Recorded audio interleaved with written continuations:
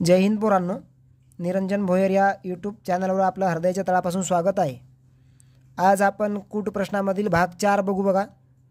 जर हे सर्व प्रश्न तुम्ही जर कव्हर केले तर तुमचा परीक्षेतील हक्काचा 1 गुण पक्का झाला समजायचं। तर चला प्रश्न बघू बघा।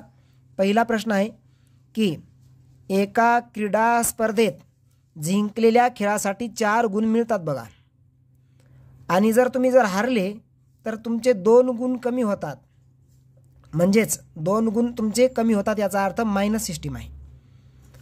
विराज जो आहे ना, विराज तो सर्वच्या सर्व 15 खेळात भाग घेतो आणि त्याला एकूण 24 गुण मिळतात, तर त्याने जिंकलेल्या खेळांची संख्या किती असेल? आता जिंकलेले खेळ किती असतील हे तुम्हाला काढायचं आहे। तर बघा, स्टॉप करून प्रत्येक प्रश्न सोडवायचा प्रयत्न करा, म्हणजेच तुमचा इथं सराव होऊन जाईल। जे चूक व्हायची ती चूक होणार नाही। चला ठीक आहे, उकल देतो मी, तुम्ही स्टॉप करून सोडवला असेल। सिंपल आहे बघा।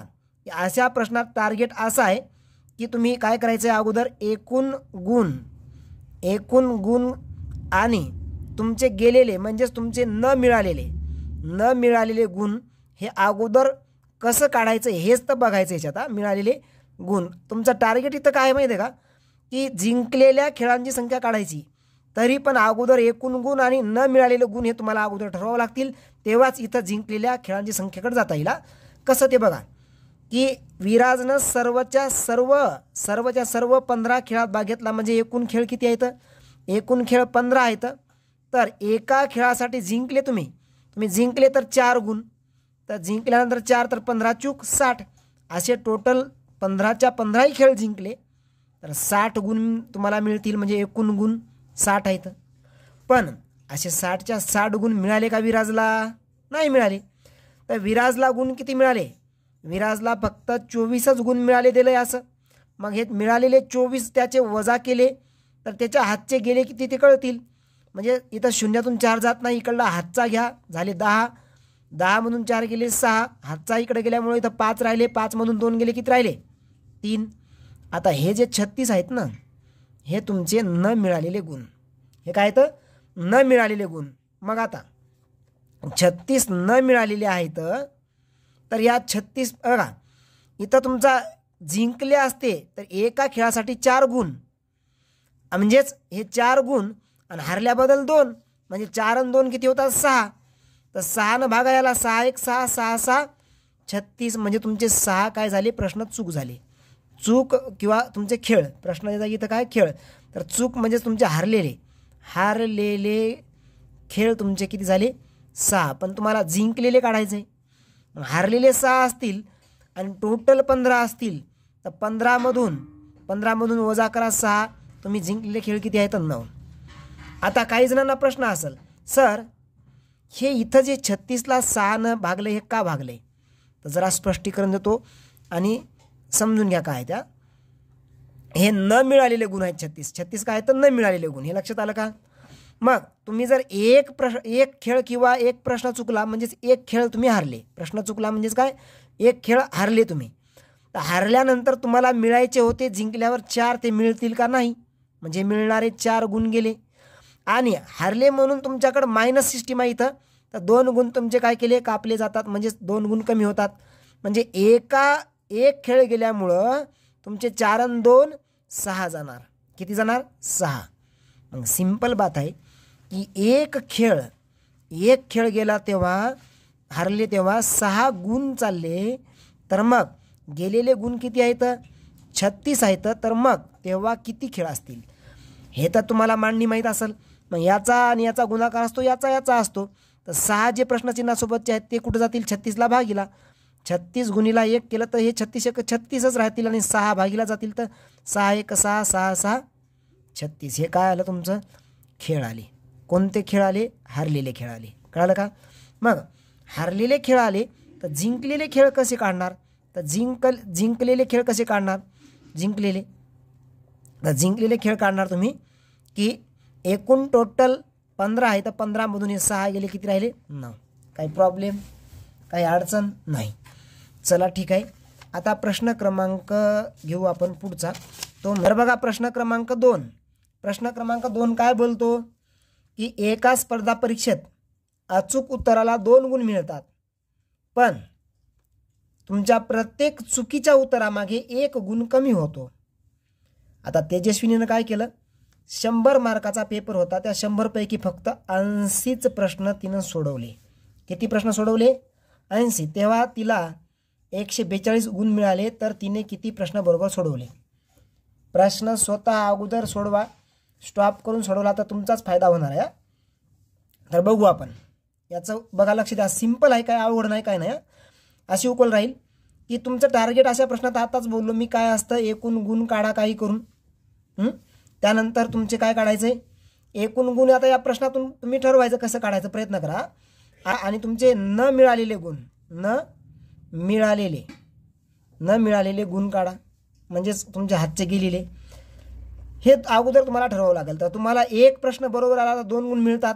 टोटल एकूण किती आहे तर तुमचे 80. कारण 80 100 जरी दिलं कन्फ्यूज करायला, पण 80 तुम्ही टिक केले ना. तर म्हणून 80 गुणिला 2 असे टोटल 160 गुण मिळायला पाहिजे होते जर 80 पैकी 80 सोडवले असते तर. पण 160 मिळाले का? नाही. तेजस्विनीला फक्त 142च गुण मिळाले. म्हणून मग 142 मिळालेले तेजस्विनीचे वजा केले. आता इथं 10 मधून 2 गेले 8. इथं 1 हातचा गेला म्हणजे 5 मधून 4 गेले 1. 1 मधून 1 गेला 0, हे 18. तर न मिळालेले गुण आहेत, हे न मिळालेले गुण 18 आहेत. मग आता सिंपल आहे की समजा न मिळालेले 18 आहेत, तुमचा एक प्रश्न किंवा एक खेळ गेला तर तुमच्या एका प्रश्नामागं मिळणारे 2 आणि तुम्हाला मायनस होणारे हे 1 गुण, म्हणजेच तुमचे 3 असे जाणार. मायनस होणारा 1 आणि हे 2, कळालं का? एका प्रश्नामागं तुमचे 3 जाणार. किती जाणार? 3. मग इथं म्हणूनच 3ला 18ला भागा 3, 3 1 3, 3 सक 18, म्हणजे 6 प्रश्न तुमचे काय झालेले आहेत? चूक झालेली आहेत. 6 प्रश्न काय झाले? चूक. मग 6 गेले होते. टोटल प्रश्न किती? 80. तर मग 80 मधून गेलेले 6 वजा करा 74, तुमचे काय राहतील? बरोबर राहतील. काय राहतील? बरोबर. कारण तुमचं टार्गेट काय आहे की प्रश्न बरोबर किती आहेत हे काढायचे. प्रश्न क्रमांक 3 काय बोलतो पहा. प्रश्न क्रमांक 3, 50 प्रश्न असलेल्या एका गणित विषयाच्या परीक्षेत बरोबर उत्तराला 3 गुण दिले जातात व चुकीच्या उत्तरामागे 2 गुण कापले जातात. अमेयने त्या परीक्षेत सर्वच्या सर्व प्रश्न सोडवले, तेव्हा त्याला 120 गुण मिळाले. तर त्याने किती प्रश्न बरोबर सोडवले? सिंपल आहे बघा, स्टॉप करून सोडवा बरं का. इथं काय माहिती आहे का की 50 प्रश्न टोटल आहेत आणि एक प्रश्न जर बरोबर आला तर तुम्हाला किती? 3 गुण मिळतात. म्हणून 50 त्रिक 150 गुण असे तुमचे एकूण गुण झाले. एवढे मिळायला पाहिजे होते. 50च्या 50 बरोबर आले असते तर, पण मिळाले का एवढे? नाही मिळाले. तुम्हाला किती दिलेले? मिळालेले किती दिले? 120च. मग या 150 मधून 120 वजा करा ना, राहिले किती? 30. 30 हे तुमचे काय तर न मिळालेले. हे काय तर न मिळालेले आहेत. न मिळालेले. मग आता सिंपल आहे, जरा लक्ष द्या, कळतंय ना सगळ्यांना, काही प्रॉब्लेम नाही ना. हे 30 काय तर न मिळालेले. आता बघा, तुमचा एक प्रश्न जर चुकला असता तर मिळणारे 3 हे आणि तुमचे 1 चुकल्यामुळं मायनस होणारे 2, असे तुमचे 5 गुण काय झाले असते? गेले असते. म्हणून 5 5च्या याच्यात 30 मध्ये किती ग्रुप असतात बघा. 5 1 5, 5 सक 30, म्हणजे 6 प्रश्न तुमचे इथं काय झालेले आहेत? इथं चुकलेले आहेत. 6 प्रश्न. मग टोटल तुम्हाला काढायचं बरोबर ना. तर टोटल किती होते तुमचे? टोटल 50 आहेत. इथं दिले तुम्हाला स्पष्ट. मग 50 मधले जर 6 चुकले तर 6 गेल्यानंतर राहिले किती? 44. काही प्रॉब्लेम आहे का? काही अडचण नाही. तर हे तुमचे काय आहे तर बरोबर किती आले? 50 मधले 6 गेल्यानंतर 44 हे तुमचं उत्तर राहील. हे उत्तर तुमचं, कळालं का? चलो, तर पहा प्रश्न 4 काय बोलतो हा इथं की एका विद्यार्थ्याचे बरोबर प्रश्नाच्या दुप्पट प्रश्नाचे उत्तर चूक येतं, तर मग 51 प्रश्नापैकी त्याचे किती प्रश्न बरोबर असतील? आता इथं जरा डोकं लावा. एका विद्यार्थ्याच्या बरोबर प्रश्नाच्या दुप्पट प्रश्नाचे उत्तर चूक पट दिली, तर पट, दुप्पट, तिप्पट, 4 याचा अर्थ गुणोत्तर असतं. लक्षात ठेवा, कधी बी गणितामध्ये पूर्ण दुप्पट तिप्पट 4 पट म्हणजे काय असतं? गुणोत्तर असतं. लक्षात ठेवा कसं की इथं आपण घेऊ बरोबर प्रश्न आणि इथं घेऊ चूक प्रश्न. तर एक जर बरोबर प्रश्नाच्या दुप्पट प्रश्नाचं उत्तर चूक, तर एक बरोबर असेल तर 2 काय होतील? चूक. का? कारण याच्या दुप्पट याच्या दुप्पट काय तर चूक प्रश्न आहेत असं त्यानं स्पष्ट बोलले. तुमचा बरोबर 1 असेल तर दुप्पट प्रश्नाचं उत्तर काय राहील? चूक. चूक किती राहतील? 2 राहतील. कळालं का? मग यानुसार तुम्हाला इथं काय दिलेलं आहे? 51 प्रश्नापैकी त्याचे किती प्रश्न बरोबर, म्हणजे टोटल चूक आणि बरोबरची बेरीज. चूक आणि बरोबरची बेरीज केली तर किती येतात? 51. चूक आणि बरोबरची बेरीज 51 आहे. मग हे 51 बेरीज एकूण आहे, तर इथंही बेरीजच करा. 1 आणि 2 3 म्हणून 3 1 3 3 17 51. तर तुमचं एका मागं 17 म्हणजेच तुमचं जिथं 1 आहे आता इथं याला 17 न गुणा आणि इथं 2 आहे याला 17 न गुणा. 17 दोन्ही 34 हे तुमचे चूक झाले आणि 17 1 17 हे तुमचे बरोबर झाले. 17 काय तर तुमचे बरोबर. आपल्याला काढायचं काय बघा, चूक पाहिजे, हे चूक आहे तर आणि हे बरोबर आहे. तर काय पाहिजे आपल्याला?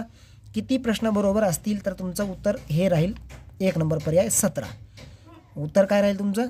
17. तर बघा प्रश्न क्रमांक 5. प्रश्न क्रमांक 5 काय म्हणतो?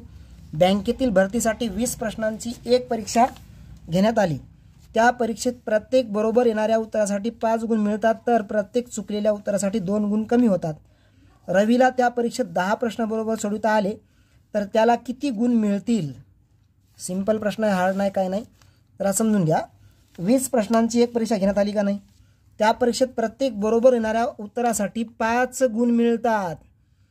तर मग एकूण गुण अगोदर काढायचं. तुम्हाला अगोदरच बोललो मी अगोदरच्या उदाहरणात, काही करून एकूण गुण काढायचे आणि गेलेले गुण काढायचे, म्हणजेच न मिळालेल्या. तर हे 2 तुमचे टार्गेट राहतील. तर तुम्हाला 20 प्रश्नांची एक परीक्षा आहे, म्हणजे टोटल 20 प्रश्न आणि एका प्रश्नासाठी तुम्हाला 5 गुण मिळतात, म्हणजे 20 पंचे 100 गुण तुम्हाला मिळायला पाहिजे होते. पण तुमच्या इथं काय झालं आहे? इथं तुम्हाला त्यानं काय दिलं? 5 गुण मिळतात, तर प्रत्येक चुकलेल्या उत्तरासाठी 2 गुण कमी होतात. रवीला परीक्षेत फक्त 10च प्रश्न बरोबर आले. किती प्रश्न बरोबर आले? या उदाहरणात गुण दिले नाही, पण प्रश्न बरोबर आले, दिलेले 10. म्हणजेच तुम्हाला 10च प्रश्न बरोबर आहेत. बरोबर प्रश्न किती आहेत? 10. तर 10 एका प्रश्नाला 5, 10 5 50.